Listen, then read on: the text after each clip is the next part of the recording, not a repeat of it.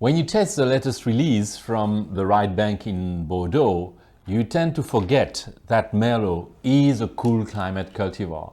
And the reason it's been doing so well in some region of the world, it's because it's adapted to cooler weather.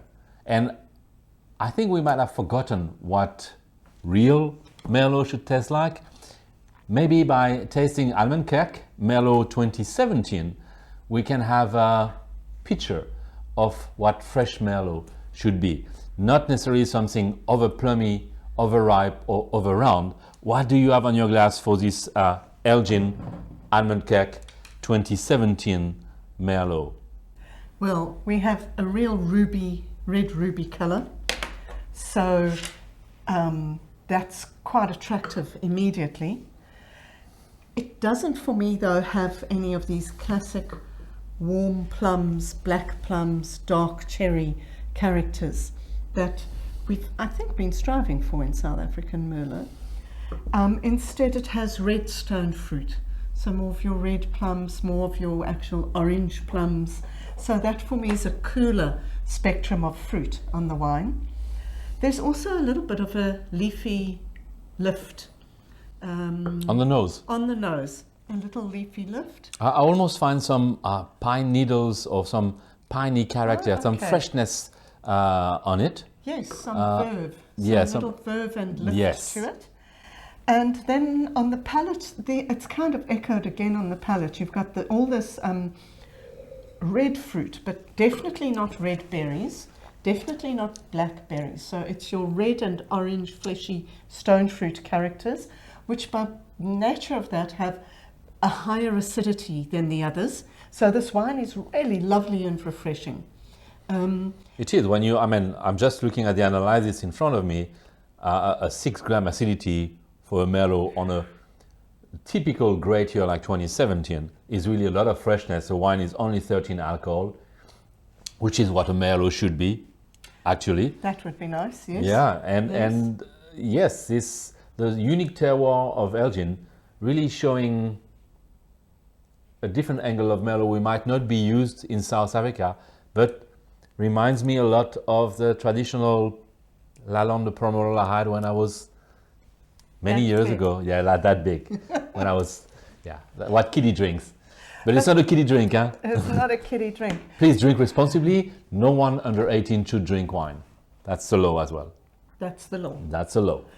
Anyway, I wanted to ask you about this mid-palate, because with all this acidity and with this natural acidity and natural juiciness from the red and orange plum fruits, that could come across as slightly lean, but it does have a little bit of residual sugar, which for me seems to plump out the middle and give length and keep the wine holding in your mouth for a little bit longer.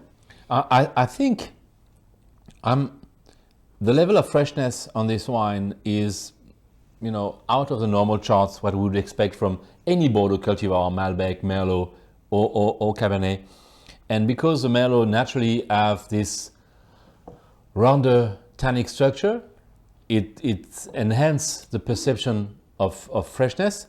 But we must look as well at the fact we got a 2017, and I say that maybe in a classic way, it's still a wine that needs a lot of time to wait, while everybody has been drinking their 2019 or 2020 already. But made in a classic way, and that's why my intro was, what is a classic Merlot?